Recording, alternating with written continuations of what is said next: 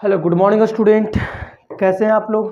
उम्मीद करते हैं अच्छे होंगे और अपने तैयारियों के साथ में लगे होंगे। ठीक है, तो आज हम लोग का टॉपिक है विद्युत विभव। ठीक है, ये आपका क्लास 12th का फिजिक्स के चैप्टर 2 का ये पहला वीडियो है। ठीक है ना, जो विद्युत विभव में आता है। ठीक है, तो विद्युत विभव और इसमें आज हम लोग डीपली डिस्कस करेंगे विभवांतर के बारे में। ठीक है ना, देखिए ऐसे एक्चुअली आप लोग पढ़े हैं बहुत अच्छा तरीके से कि यदि एकांक आवेश को अनंत बिंदु से किसी निश्चित बिंदु तक लाने में किया गया कार्य को विभव कहते हैं। लेकिन अगर हम एक शब्द में बोलें कि नहीं ये सही नहीं है, या तो फिर यही बोल सकते हैं कि सही है, लेकिन काफी ऐसे स्टूडेंट हैं जिसको इसका एक मतलब समझ में नहीं आता है। जैसे परिभाषा तो रटा रटा हुआ तोता नहीं याद कर लिया, लेकिन उसको इसका मतलब समझ में नहीं आता। ठीक है, तो आज हम उसी मुद्दा पर स्पेशल बात करेंगे। और दूसरी बात, अगर आपसे हम पूछते हैं कि विभव क्या है, विभव क्या है, मेरे दो बात बोल रहे, सुनो ध्यान से। पहला, विभव क्या है, और दूसरा विभव का परिभाषा दो। दो सवाल पूछे, पहला विभव क्या है और दूसरा विभव का परिभाषा दे। अगर हम बोलते हैं तो तुम लोग कहेगा सर दोनों तो सेम है ना। हाँ, दोनों सेम है, लेकिन अगर हम बोलते हैं कि ना दोनों सेम नहीं है, तो तुम लोग का दिल पर एकदम बड़का को एकदम पत्थर गिरा होगा। आए बाप, अब ये कैसे होगा? आई एम हेयर, मैं यहाँ हूँ। ठीक है ना, टेंशन नहीं लेने का। समझो, पहला हम लोग का पॉइंट आया है विद्युत विभव। उसको समझने के लिए एक छोटी सी बात अगर आपको समझाने की कोशिश करें तो विद्युत विभव बराबर आपको एक बहुत अच्छा तरीके से फार्मूला रटे होंगे कि V बराबर Q बटा नहीं, V बराबर W बटा Q। वो तेरी, V बराबर W बटा Q, ये पढ़े हो बच्चा से लेकर के, यानी 10वीं कक्षा में पढ़े होंगे, शायद 9th कक्षा में इसके बारे में नहीं, लेकिन 10वीं कक्षा में इसके बारे में पढ़े होंगे। ठीक है, कि V बराबर W बटा Q, जहाँ W क्या दिखा रहा है तो कार्य को दिखा रहा है। ठीक है, और Q क्या दिखा रहा है तो ये आवेश को दिखा रहा है, चार्ज को दिखा रहा है। पढ़े हो ना। और ये V क्या दिखा रहा है, ये विभव को दिखा रहा है, यानी वोल्ट को दिखा रहा है। ठीक है, चलिए अब इसको हम यहाँ पे रखते हैं। ठीक है, इसको यहाँ पे रोकते हैं। अब आपसे एक छोटा सा बात पूछते हैं, जरा बताइएगा। ठीक है, ध्यान सुनना। मान लेते हैं मेरे पास एक वस्तु है जिसका नाम है ए, और एक वस्तु और है जिसका नाम है बी। ठीक है, अब एक तार से इसको इस प्रकार से हम ज्वाइंट कर दिए ऐसा। ठीक है, और इस पर है 200 कूलाम आवेश और इस पर है 100 कूलाम आवेश। ठीक है, अब बताइए कि अगर हम दोनों को एक तार से जोड़ते हैं तो क्या ए के चार्ज यानी ए पर से आवेश बी की ओर जाएगा या बी पर से ए की ओर आएगा? बताइएगा। ए से बी की ओर, बी में हो लिख दिए, बी से ए की ओर, सी में लिख दिए डाटा अनसफिशिएंट, मतलब बताया नहीं जा सकता है, बताया नहीं जा सकता है, बताया नहीं जा सकता है। और डी में बोल दिए ना तो ए से बी ना ही बी से ए। ठीक है, ये पॉइंट को समझना, थोड़ा एक बार चेक कर ले, पूरा क्लियर दिख रहा है? हाँ ठीक है। चलिए अभी आपके पास एक प्रश्न छोड़े कि यदि मेरे पास दो गोला है, मेरे बात को समझना बहुत गहराई है। ठीक है ना, यानी एक गोला ए और दूसरा गोला बी। गोला ए पर 200 कूलाम चार्ज है, ठीक है, आवेश, और गोला बी पर कितना है 100। अगर आपको बोलते हैं कि बताइए अगर दोनों को एक तार से जोड़ते हैं तो किस गोला से किस गोला की ओर आपका जाएगा चार्ज? ठीक है ना, तो कोई बच्चा कहेगा सर 200 जो है इसमें ज्यादा है और इसमें कम है, तो इसी से इसमें जाएगा, है ना। तो ए से लेके बी की ओर होना चाहिए। ठीक है, ए से लेके बी की ओर, यानी कि ऑप्शन नंबर ए। ठीक है, मैक्सिमम बच्चे आपको यही बता रहे होंगे। देखिए अगर आप लोग सोचते नहीं है इस मुद्दा को, इस टॉपिक को सोचते नहीं चल रहे हैं, तो फिर शायद कह सकते हैं कि आपका दिमाग क्या कर रहा है। ठीक है ना, आपको सोचते चलना है। 90 आई एम श्योर 90% स्टूडेंट का दिमाग में यही चलेगा कि ए से लेकर के बी की ओर जाएगा, यानी ऑप्शन नंबर ए। ठीक है, चलिए अब इसको समझाने के लिए आपको एक उदाहरण और दे रहे हैं। ठीक है, मेरे बात को सुनना और समझना, बताना। ठीक है, मान लेते मेरे पास एक यहाँ पाइप है, मतलब गिलन है, मतलब डब्बा बोल सकते हैं। ठीक है, ये डब्बा है। ठीक है, और एक डब्बा और ले लिए, मेरे पास ये 2 डब्बा है और ये दोनों डब्बा को हम जोड़ दिए, ठीक है। ये डब्बा का नाम दिए ए और ये डब्बा का नाम दिए बी, ठीक है। अब ये डब्बा में यहाँ तक पानी भरा हुआ है और इसमें कितना पानी है 200 लीटर। इसमें कितना है, चूंकि ये छोटा सा हल्का पतला है तो इसमें कम रहेगा लेकिन ऊपर तक पहुंच जाएगा। ये 100 लीटर है और यहाँ तक पहुंच गया, ठीक है। और ये बर्तन की ऊंचाई और ऊपर तक ले सकते हैं, ऐसा बात नहीं है, ठीक है। ये बर्तन की ऊंचाई और ऊपर ले सकते हैं। अब एक बात बताओ, अगर इसमें 200 लीटर पानी है और इसमें 100 लीटर पानी है और ये डब्बा का नाम दिए ए और ये डब्बा का नाम दिए बी, ठीक है, तो बताइए आप लोग कि अब इसमें यहाँ पर पाइप जोड़ दी, ठीक है। ये पाइप को अभी हम यहाँ पर लॉक कर देते, ठीक है। ये पाइप को अभी हम लॉक कर दिए, पूरी तरीके से लॉक कर दिया, यानी अब पानी कहीं नहीं जा रहा है, ठीक है। अभी पानी कहीं नहीं जा रहा है। लेकिन जब इस पाइप को अगर ऊपर से अगर हम खींचे, अगर इस पाइप को ऊपर की ओर खींचे तो पानी किस दिशा से किस दिशा की ओर जाएगा, ए से बी की ओर। सेम ऑप्शन देने वाले हैं, बी से ए की ओर। ये आपका पार्ट्स है, सिलेबस का पार्ट्स है आपका, ठीक है ना। ये आपका सिलेबस का पार्ट्स है। 3 में बताया नहीं जा सकता है, बताया नहीं जा सकता है, और 4 में ना तो ए से बी और ना ही बी से ए। अब ये बताइए, ठीक है, अब ये बताइए क्या होगा सी, बताइए और सोचिए और समझिए, ठीक है। ये आपका ऑप्शन है ना। ये आपका ए हो गया ऑप्शन, ये बी हो गया और ये सी हो गया और ये डी हो गया। आपके सामने विभव को समझाने के लिए हमारे पास एक 2 बहुत अच्छा उदाहरण मिला, ठीक है ना। चलिए अब दोनों को जरा बताइएगा। इसमें तो आप लोग बताए होंगे ए से लेके बी तक, और इसमें बताएंगे क्या बताएंगे, अभी तो आप लोग शायद ये लाइव नहीं चल रहा है, ये रिकॉर्डेड वीडियो है, तो आप लोग बाद में जरूर कमेंट कीजिएगा कि क्या होना चाहिए, ठीक है ना। चलिए देखिए, ऑब्वियसली दिमाग लगाइएगा कि सर ये जो ज़्यादा ऊंचाई तक है ना वो हल्का सा नीचे आ जाएगा और ये दोनों ऊंचाई बराबर हो जाएगा, यानी ऊंचाई वाला पानी जो है वो इसमें भेज देगा और इसकी ऊंचाई और इसकी ऊंचाई कहीं न कहीं ऊपर जाकर बराबर कर देगा। क्यों? क्योंकि अगर देखा जाए तो आप लोग हम लोग पृथ्वी को अगर बात करते हैं तो पृथ्वी पर 3 हिस्सा क्या है, पानी है, और 1 हिस्सा क्या है, स्थल है। और स्थल के में भी अगर बीचे बीच से जो समुद्र गई है, तालाब गई है, इसमें जो पानी है, और जो महासागर में पानी है, प्रशांत महासागर, हिंद महासागर, प्रशांत महासागर, हिंद महासागर में पानी की संख्या, पानी क्या है, बहुत ज़्यादा है, और इधर नदी में, सब में, तालाब में पानी क्या है, बहुत कम है ना। लेकिन अगर बढ़िया से देखा जाए तो ज़्यादा वाला तो कम वाला की ओर आना चाहिए। जिससे अगर यहाँ देखें तो 200 से 100 देने आना चाहिए, तो प्रशांत महासागर से पानी निकल के नदी में आना चाहिए। लेकिन नदी में से क्या होता है, उधर की ओर जाता है, यानी अब कहेंगे 100 से 200 की ओर जाएगा, ऐसा भी तो बोल नहीं सकते हैं, ठीक है। यानी मेरा कहना यह कि नदी में पानी क्या होता है कि ऊंचा से नीचा की ओर जाता है, जिधर की ओर ढलाव रहता है उधर ही पानी की धारा ढल के जाता है, ठीक है। तो इसकी ऊंचाई, पानी की ऊंचाई क्या है, ऊंचा है, और इसकी पानी की ऊंचाई क्या है, नीचे, इसके अपेक्षा नीचा है। तो कहीं ना कहीं कह सकते हैं कि बी से ए की ओर जाएगा। अच्छा, छोटा सा पॉइंट समझो, छोटा सा पॉइंट, ठीक है, मेरी बात को समझना, ठीक है। क्या यहाँ पर ही कितना पानी होना चाहिए उससे कोई मतलब रख रहा है? जैसे इसमें 200 लीटर है, इसमें 100 लीटर है, तो इससे कोई मतलब नहीं, बस ये दिख रहा है कि कौन कितना ऊंचाई तक पानी है, और जिस प्रकार कौन कितना ऊंचाई तक पानी है इससे मैटर कर रहा है, बल्कि इसमें कितना ज्यादा है इससे कोई मैटर नहीं कर रहा है। उसी को हम लोग क्या कहते हैं, विभव कहते हैं, ठीक है। अब इसमें क्या हो रहा है, बी से ए की ओर, यानी कि ऑप्शन नंबर बी वाला सही होगा, यानी बी से लेके ए की ओर। लेकिन अगर यहां देखा जाए तो इसमें कहेंगे कि ए वाला बी की ओर जाएगा कि बी वाला ए की ओर, तो आप लोग कहेगा सर 200 से 100 की ओर, ज्यादा से कम की ओर तो नहीं बाबू रे। जब विभव को दिखाना हो तो हमको आवेश से कोई मतलब नहीं, हमको वोल्ट से मतलब होनी चाहिए। हाँ, अगर यही हम बोलते कि इस पर 20 वोल्ट है और इस पर 10 वोल्ट है, अब बताइए किधर से किधर की ओर जाएगा। तब वोल्ट आ गया तब कहेंगे 20 से लेकर के 10 की ओर, यानी बड़ा, मतलब ज्यादा से लेकर के कम की ओर, यानी बड़ा से लेकर के छोटा की ओर। यानी एक शब्द में कहें तो अगर मेरे पास दो पदार्थ है और उस पर अगर कुछ आवेश दिया हुआ है और कहेंगे बताइए क्या इस पर कोई मतलब किधर से किधर की ओर आवेश जाएगा, तो क्या आप बता पाना संभव है? नहीं, बिल्कुल संभव नहीं है, ठीक है। लेकिन जब वो वोल्ट दे देगा तब हम बता सकते हैं कि हाँ मतलब ये किधर से किधर की ओर धारा जाएगा, ठीक है।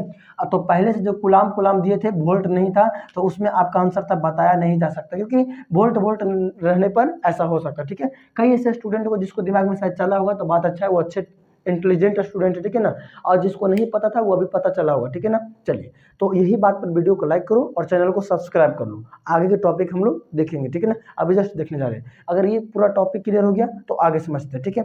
देखो, अच्छा एक छोटा सा बात और यहाँ समझिए आप लोग, ठीक है। अगर आपको हम बोलते हैं कि ये फार्मूला आप लेकर के आते हैं V बराबर W/Q, ठीक है। जहां एक बात बताओ, कोई भी फार्मूला अगर ऐसे बटा में रहता है ना, तो उसके नीचे में जो रहता है उसका मान 1 मानना पड़ता है। तो यदि हम यहाँ पर यदि Q बराबर यदि हम 1 मान लें, कितना 1, ठीक है, तो क्या हम कह सकते हैं कि V बराबर W हो गया, यानी कि विभव और वर्ग एक दूसरे के क्या होते हैं, बराबर होते हैं। इस प्रकार से बोल सकते हैं क्या, V मतलब विभव और W मतलब वर्ग, ठीक है। यानी कि विभव और वर्ग क्या होता है, बराबर होता है, ठीक है। तो अगर आपसे कोई पूछता है कि विभव क्या है, विभव क्या है, तो उसका आंसर देना पड़ेगा कि यदि एकांक आवेश का मान 1 होता है तो विभव और कार्य एक दूसरे के बराबर हो जाते हैं। ये हो गया विभव क्या है। लेकिन अगर प्रश्न पूछेगा कि विभव का परिभाषा दीजिए, ठीक है, तो उसका परिभाषा दूसरा होगा, ठीक है, और उसका मात्रक भी नीचे लिखना पड़ेगा, ठीक है। तो चलिए पूरा क्लीन करते हैं और उसके बाद आगे हम लोग तो टॉपिक लगाएंगे कि विभव का परिभाषा क्या है, ठीक है ना। चलिए इसको क्लीन करते हैं।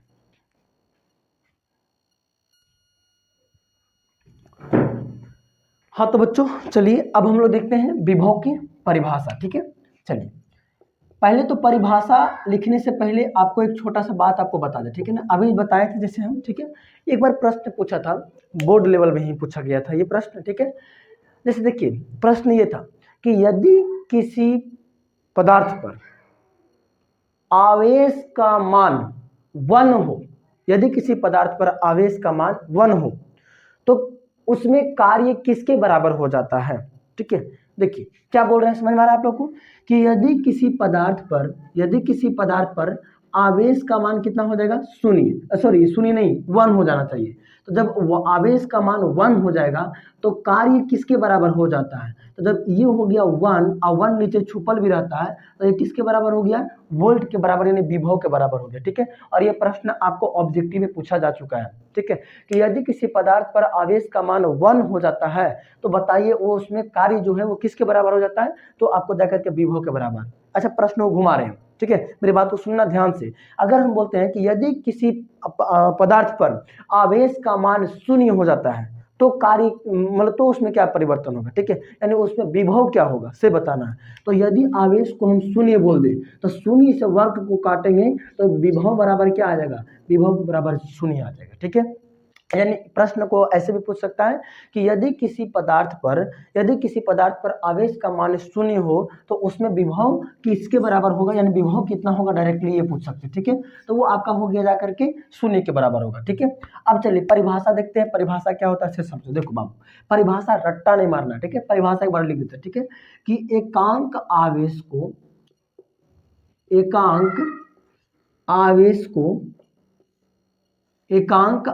को अनंत बिंदु से विद्युत क्षेत्र के किसी बिंदु तक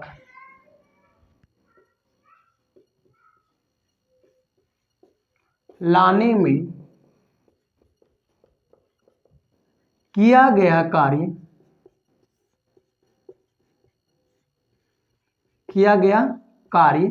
क्या होता है, किया गया कार्य विभव कहलाता है। ये आपका जाकर के परिभाषा हो गया, ठीक है। चलिए अब ये परिभाषा हो गया, तो परिभाषा के बाद हम लोग देखेंगे विद्युतीय फ्लक्स, फ्लक्स बोलो, ठीक है। अब इसको समझेंगे कि किस प्रकार से ये कैसे हो गया, ठीक है। जरा सा एक बार इंक डाल देते इसमें।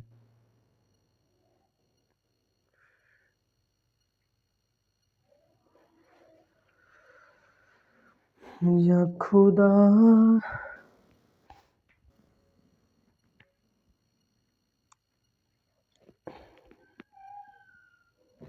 देखिए क्या बोले, एकांक आवेश। एकांक आवेश कहने का मतलब वैसा आवेश जिसका मान +1 होता हो, उसको हम लोग कहते हैं एकांक आवेश, ठीक है। आइए अनंत बिंदु पर, आइए मान लेते हैं कोई मेरे पास विद्युतीय विद्युत क्षेत्र है। विद्युत क्षेत्र ये बंद तल कहने का मतलब विद्युत क्षेत्र होता है, ठीक है।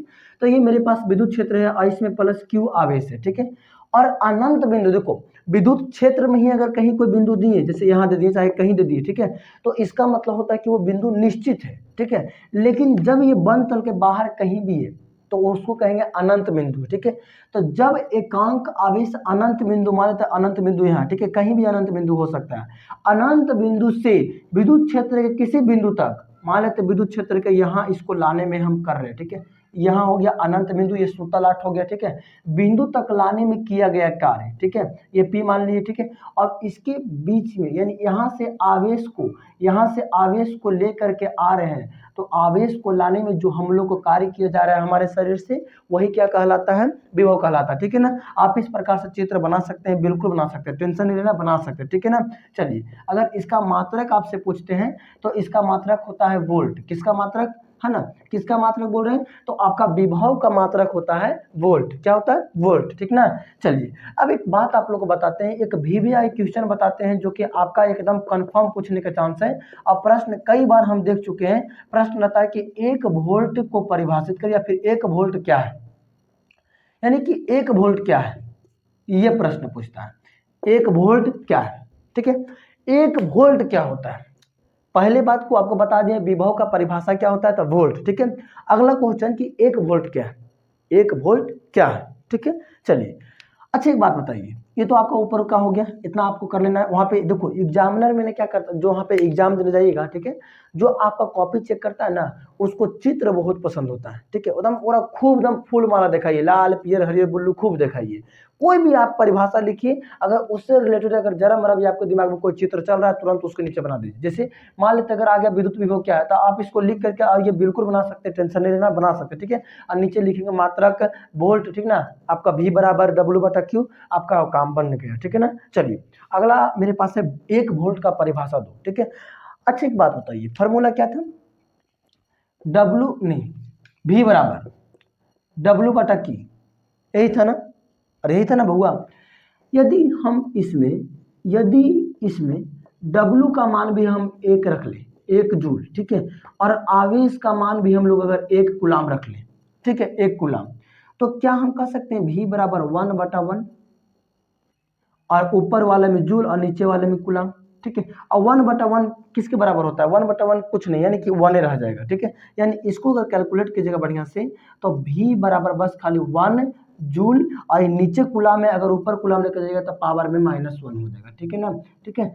तो इसको परिभाषा कैसे लिखेंगे, ठीक है, इसका परिभाषा कैसे लिखेंगे, लिखना पड़ेगा कि यदि किसी पदार्थ पर आवेश का मान 1 देने पर, 1 कूलाम देने पर उसमें किया गया कार्य 1 जूल हो जाता है, तो उसे हम लोग क्या कहते हैं, 1 वोल्ट कहते हैं।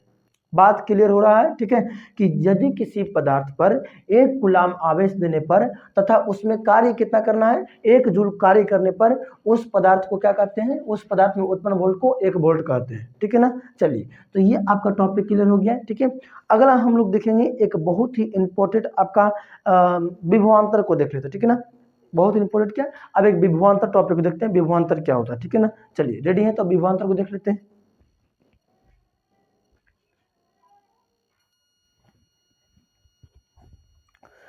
चलिए, तो अगला टॉपिक हम लोग का है विभवांतर। विभवांतर इसको कहते हैं पोटेंशियल डिफरेंट, पोटेंशियल,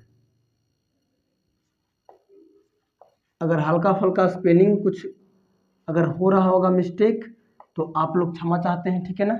चलिए आप लोग इसको अगर हल्का फुल्का कहीं हो रहा होगा मिस्टेक तो आप इसको सही कर लेंगे। तो मेरे पास एक टॉपिक आ गया विभवांतर। अब ये विभवांतर क्या होता है इसे समझना, ठीक है ना। चलो, मान लेते हैं कि मेरे पास ये कोई विद्युतीय क्षेत्र है, ठीक है, ये बंद तल है, ये चारों तरफ से बंद है, ठीक ना, कहीं खुला हुआ नहीं, बंद तल है।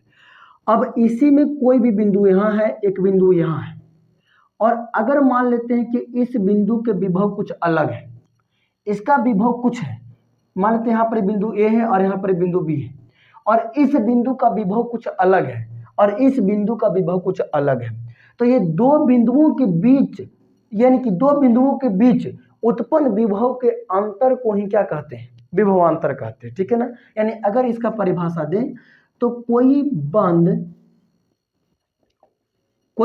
विद्युत क्षेत्र, कोई बंद विद्युत क्षेत्र के अंदर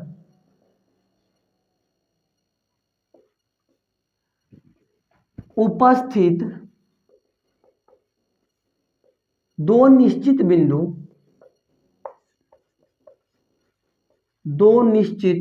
बिंदु के विभव का अंतर को क्या कहते हैं, विभवांतर कहते हैं।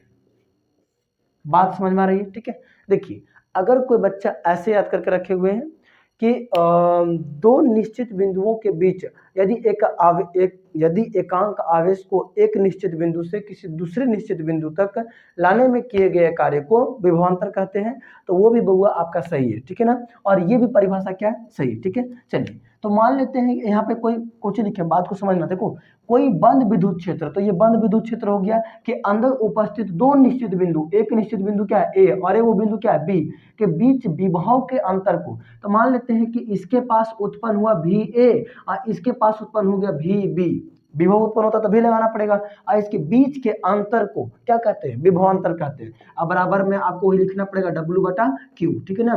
चलिए, अब ये जो है ना बउआ, ये आपका फार्मूला बन गया कंप्लीटली, ठीक है, विभवांतर का फार्मूला। ये अंतर दिखाता है कि दो निश्चित बिंदुओं के बीच के अंतर दिखाता है, ठीक है ना।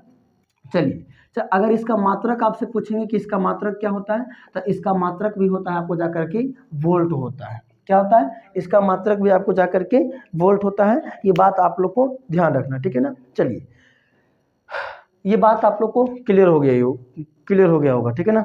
चलिए,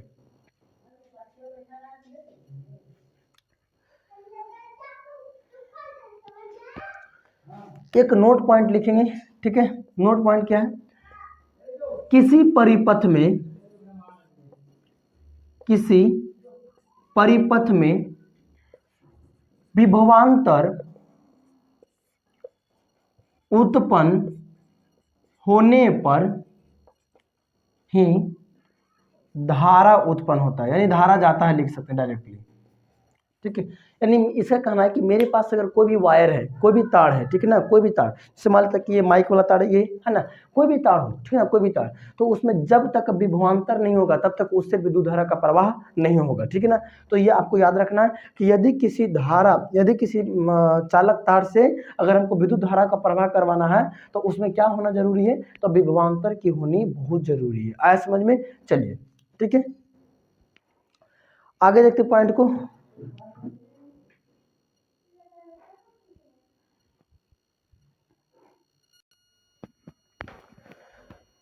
एक बहुत ही इंपॉर्टेंट क्वेश्चन है जिसको आप लोग को व्यंजक निकालना है उसका, ठीक है ना, उसको सिद्ध करना है कि किस प्रकार से वो सिद्ध होगा, उसको निकालें, ठीक है।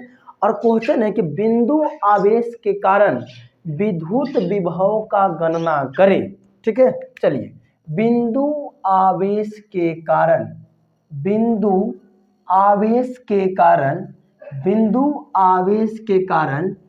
विद्युत विभव का क्या करें, गणना करें, ठीक है, गणना करें। यह प्रश्न बहुत इंपॉर्टेंट है, आपका एग्जाम में आ सकता है, ठीक है, कि किसी बिंदु आवेश के कारण आपका उत्पन्न विद्युत विभव को लिखो, ठीक है ना, इस प्रकार से, ठीक है। और ये 5 नंबर में पूछता है, ठीक है। चलिए, ध्यान से सीखेंगे मेरी बात को। सॉरी, देखो, मान लेते हैं कि मेरे पास ये हो गया बिंदु आवेश, ठीक है। अब इसके बहुत दूर में यहाँ पर बिंदु P है, ठीक है, और यहाँ पे हम लोग क्या करना है, विद्युत विभव के लिए गणना करना है, ठीक है। यानी कि विद्युत विभव यहाँ पे कितना होगा, इसके बीच में कुछ आप नाम दे दीजिए, यहाँ पर ए दे देते हैं, यहाँ पे क्या देते हैं बी, ठीक है। चलिए यहाँ से लेकर के यहाँ तक के दूरी को आपको क्या बोले हैं, आर बोले, ठीक है। अच्छा अगर यहाँ से बात करेंगे तो ये आपका जा करके बी तक की दूरी को हम एक्स बोलते हैं, क्या बोलते हैं एक्स, और ए से लेकर के आपका बी तक की दूरी को हम यहाँ से क्या बोल रहे हैं डी एक्स बोल रहे हैं, ठीक है ना। चलिए बात समझ में आ रही है आप लोग को हम क्या बोल रहे थे, ठीक है। पहले आप लोग चित्र ध्यान से समझ लीजिए, चित्र में पूरी तरीके से कंफ्यूजन नहीं रहना, ठीक ना, क्योंकि चित्र अगर क्लियर रहा तो आप किसी भी चीज़ को आसानी से आप समझ सकते हैं, लेकिन अगर चित्र नहीं क्लियर रहेगा तो आप नहीं समझ पाइएगा, इसलिए चित्र को बढ़िया से समझ लीजिए एक बार, ठीक है। देखिए क्या बोले, ये हो गया हमारा एकांक, क्या बोले बिंदु आवेश, है ना, ये हो गया पॉइंट चार्ज यानी बिंदु आवेश। इसके कारण यहाँ बिंदु P पर हमको निकालना विद्युत विभव, ठीक है। तो इसके लिए बीच में दो कोई पॉइंट ले लिए हैं, एक लिए A और एक लिए B, ठीक है। तो बिंदु आवेश से P तक के बीच की दूरी को बोले हैं R, ठीक ना, और बिंदु आवेश से B तक की दूरी को बोले हैं X, और A से B तक के बीच की दूरी को बोले हैं DX, ठीक है। चलिए तो सबसे पहले आपको निकालना पड़ेगा बिंदु B पर विद्युत क्षेत्र तीव्रता का मान, ठीक है। चलिए निकालना चालू करते हैं, रेडी हो जाइए। बिंदु B पर विद्युत क्षेत्र तीव्रता का मान।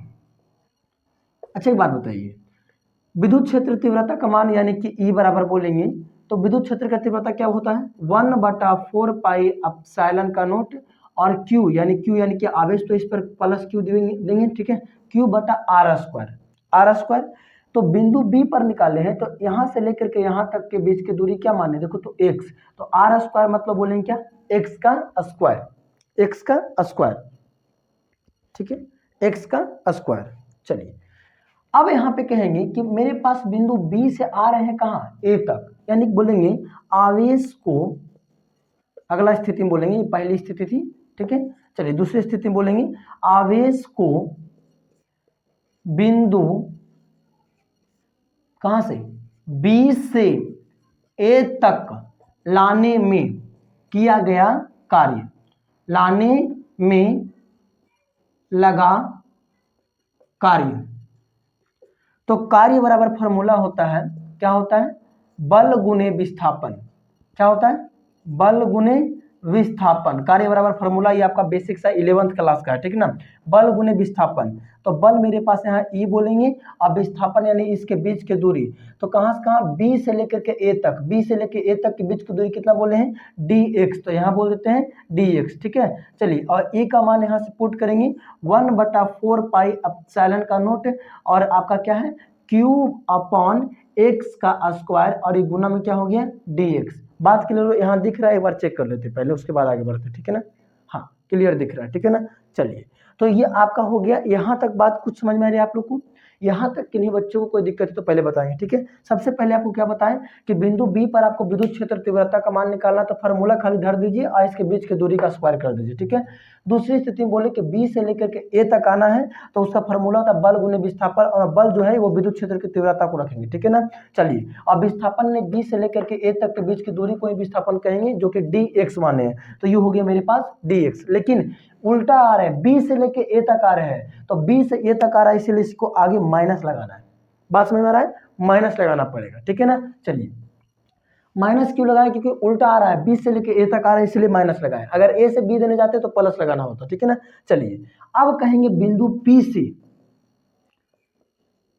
से किया गया कार्य। अब यहां पर हम लोग इंटीग्रेट करेंगे, ठीक है ना, इंटीग्रेशन करेंगे। मेरी बात को समझना, इंटीग्रेशन यानी समाकलन, ठीक है। इंटीग्रेशन शब्द का मतलब ही होता है टोटल बताने का सेंस करता है, ठीक है। डी जब जब लगा इसका मतलब, जब जब जहां जहां डी लगेगा उसका मतलब अल्प मान होता है, बेहद ही कम मान।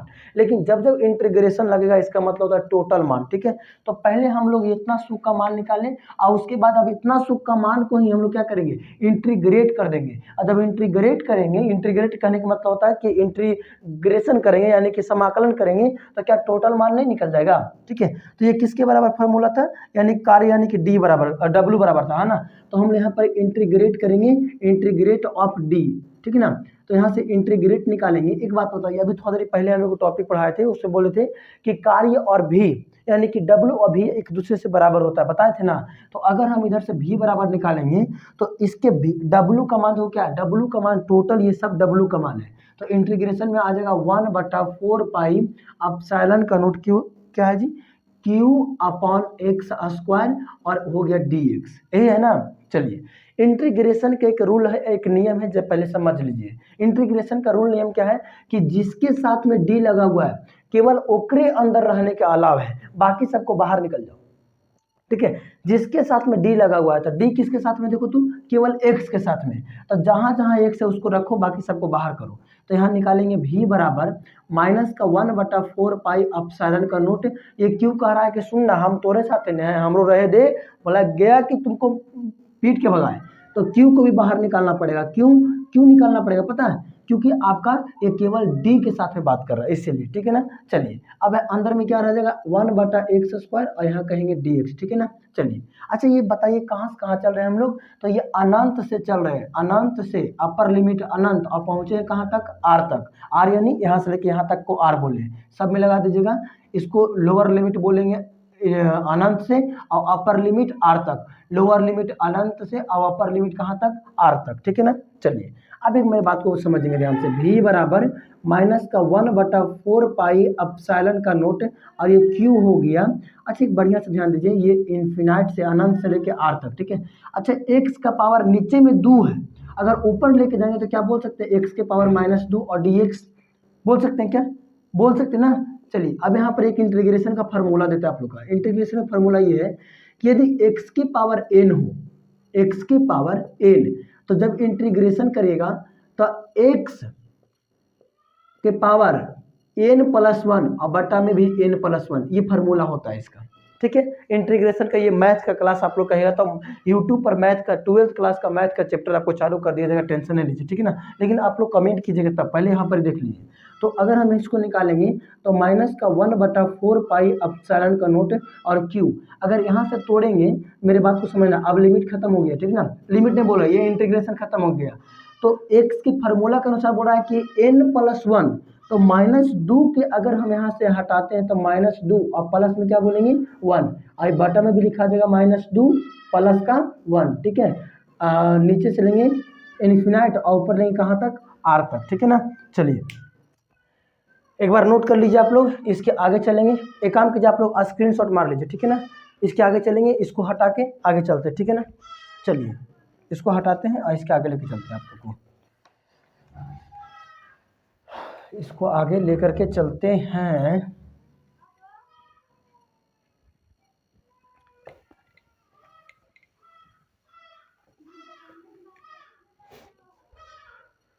देखिएगा,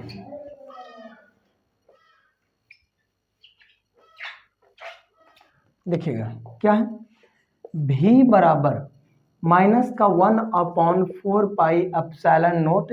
अच्छी बात बताइए, -2 और +1 करेंगे तो क्या बोल सकते हैं कि पावर में x के पावर -1 और ये नीचे भी क्या हो गया -1, क्योंकि यहाँ सेम प्रोसेस है, और ये -1 और ये ऑलरेडी माइनस, तो माइनस गुणे माइनस से क्या हो गया, प्लस हो गया, ठीक है। तो यहाँ पर एक कंप्लीटली हो गया x के पावर -1, ठीक है।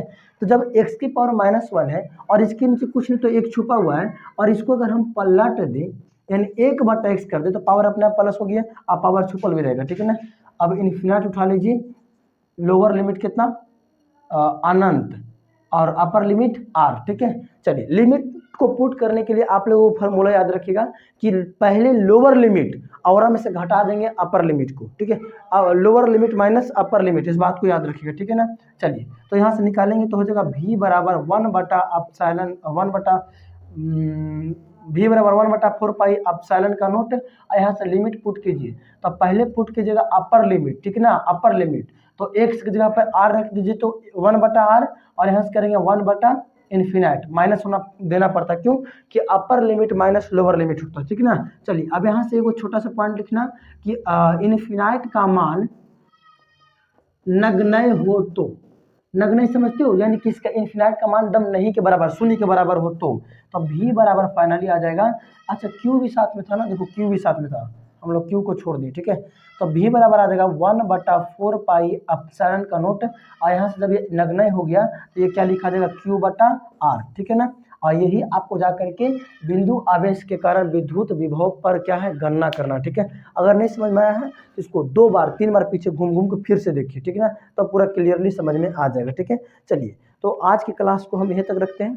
वीडियो अच्छा लगा होगा तो लाइक करके और चैनल को सब्सक्राइब कर लेना। और देखो एक मोटिवेशनल भरा एक कमेंट जरूर करो कि हाँ सर हमको अच्छा लगा, खराब लगा, जो भी लगा, ताकि इससे हम लोग को एनर्जी मिलता है कि नहीं हम सही दिशा में मेहनत कर पा रहे हैं बच्चों के लिए, ठीक है ना। और बच्चों के लिए अगर कुछ कर रहे हैं तो बच्चों लोग कमेंट ना करें तो अच्छा नहीं लगता, ठीक है ना। तो अच्छा लगा होगा तो जरूर बताना, ठीक है। और ये टोटल आपको नहीं समझ में आएगा फिर से घूम के पीछे से देखना ताकि आपको दोबारा क्लियर हो जाए, ठीक है ना। चलिए बाय, सभी को मिलते हैं कल के क्लास में। आज के सिवा यहीं तक, वीडियो को शेयर करो और सब्सक्राइब करना ना भूलो, ठीक है ना। चलिए बाय सभी को।